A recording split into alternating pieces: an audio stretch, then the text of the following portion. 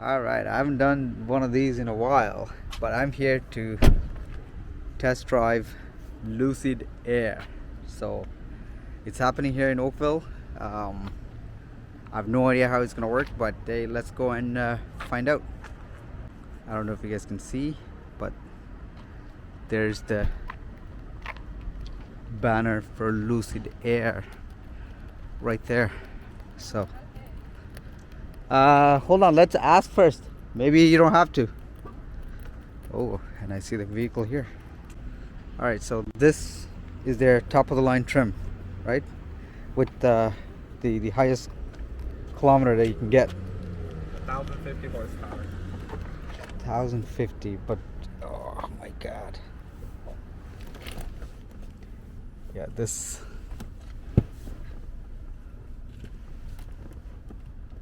Wow, definitely I can see the quality difference with Tesla already. And they got a nice little. And how long is the wait for the delivery of these? So we actually have some inventory right now. Ooh. So you can get one as early as next week if you wanted to. Damn. There you go, guys. You heard it. Have you driven electric cars before? Well, I have a Model Y, Oh yeah, of course, yeah. which I was happy, but Yeah? I'm no longer happy with. How come? I don't know. When I got it, I thought it was. Let me show you guys the back. I gotta admit, it's quite like, I'm a short dude. I'm not that tall, but I am comfortable. And man, this looks spacious. And I know this is the top of the line trim, but look at this. I think it gives you a good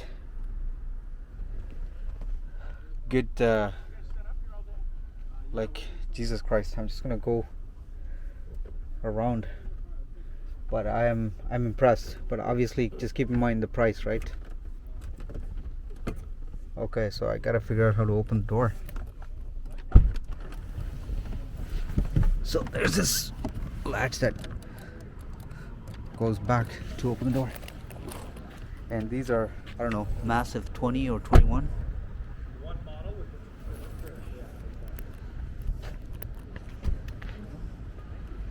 Kind of give you the Porsche.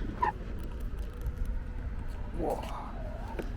This is quite heavy, and it has pretty spacious. So this model is 169. 110 plus. The basic is 110. Sorry, This is like- the base started at how much? 110. 110 plus tax. So this is like the top of the line. This is our highest trim. This is the Grand Touring Performance model. Again, this is the Grand Touring In terms of interior though, it's Performance model.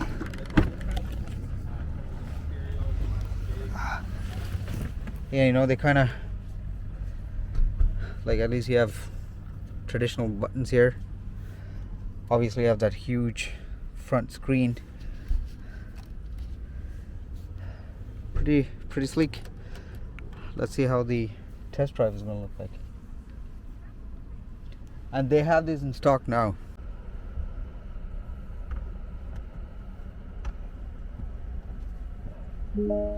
Is the steering wheel okay?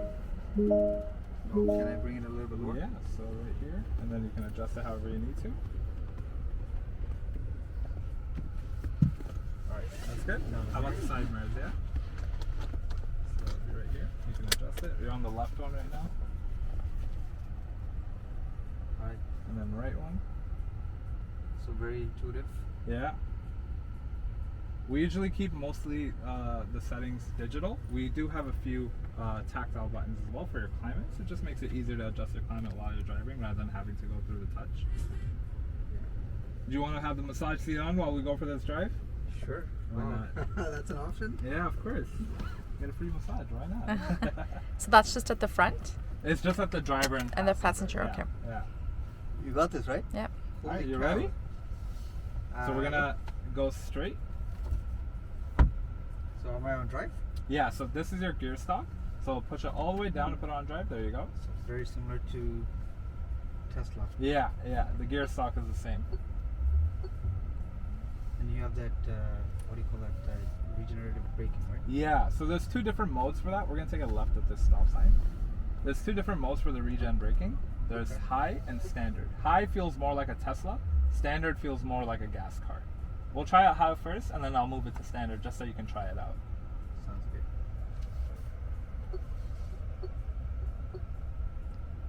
Is this a lot bigger than the Model S? Outside dimensions is actually, lengthwise it's the same. Okay. Widthwise it's about maybe 3 inches thinner. Oh, okay. And then inside dimensions were a lot bigger. Okay. The way we're able to do that, have the outside dimensions the same but a bigger interior, is by shrinking the motor size and just making much more efficient use of the space we have available. It is definitely spacious. I feel like you're sitting so far back. Like, you can come a bit closer and get these dashes too, right? The only thing is we just have to have the seatbelts on Yep. too. Yeah. Yeah.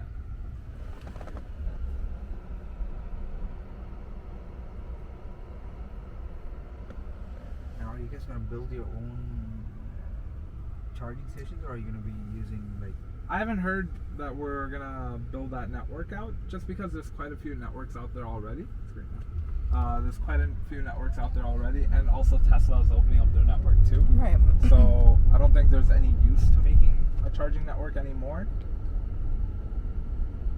We have a 900 volt architecture in this car, so what that allows is the fastest charging available. So Electrify Canada and Petro Canada stations, which are 350 kilowatt, you can use those and get maximum speed out of it. Oh, wow. Man, I gotta admit, Take a left. the massage is. It's a game changer, right? Yeah. Honestly, it helps when you're on like an hour-long drive. Like when I was driving to Waterloo in this car, you don't feel as fatigued because of the massage and everything. And we do a lot of road trips, so Oh yeah, nice. yes. What kind of road trips? Where do you guys drive usually? Well, in Canada we haven't. Well, we drove to Alberta, so. Oh no way! From Ontario. Well, not Holy. with their Tesla though. Okay. So I mean, Yeah. How long did that take you? 4 days, one way. Oh wow. Okay. Yeah. That's awesome. And the steering is quite comfortable. Like It's leather strapped. I really like the flat bottom design. This is actually inspired from, I believe, Audi. Audi started the flat bottom design, and I really like that. It just fits right. We're just gonna keep going straight on this road. now just so obviously doesn't compare to Tesla's autopilot stuff, right? So it has the hardware built in. Okay. We haven't enabled all the features yet. What we have right now on the highways, what we have right now is adaptive cruise and lane centering. Eventually we'll have lane change assist and things like that. The hardware is pretty different from Tesla. Tesla uses cameras only. We use cameras, radars, ultrasonic sensors, and a LiDAR sensor in the front. The LiDAR is probably the most important component. It's also the most expensive component. That just gives depth to like objects around you. Yeah.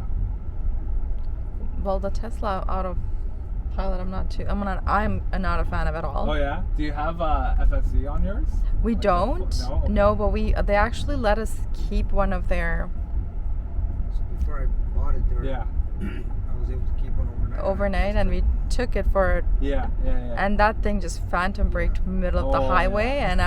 and we were just lucky there were nobody Yeah. behind us, because Yeah. that would have been disastrous. That happens so commonly. Too. Yeah, so I'm not a fan of it at all. Yeah, I don't think it's fully ready yet. I think it is pretty far ahead than any other car, but yeah, there's still some. There's work still- to be yeah. done. Yeah. Now, just curiosity, there's a GPS system here, right? Yeah, of course. We have a GPS system built in here. Yeah, and you can bring it down here as well, so you can get a full. Oh, view. that's awesome. This map view is called range mode. So what that does is this blue area, based on the current battery available, this tells you where you can drive. Oh wow. So just so you can get a good idea, like a quick idea, like, oh, can I drive to Detroit right now if I wanted to? Yeah, you can. That's a sweet feature. Mhm. Yeah. And then when you do have a destination set, this is your turn-by-turn navigation, and then this gives you an overview of the entire route, just so you can have both views at the same time. You can just hide it if you need to. A cool little feature I like to show is this one right here. Ooh, The secret storage Oh wow. behind the tablet. Wow. that is sleek. Yeah. I like using this not just for storage, but also in the nighttime when you're driving and don't want too much like screen in front of you. You can just hide this screen. Yeah. So this one is 825 kilometers, right? On 100% charge.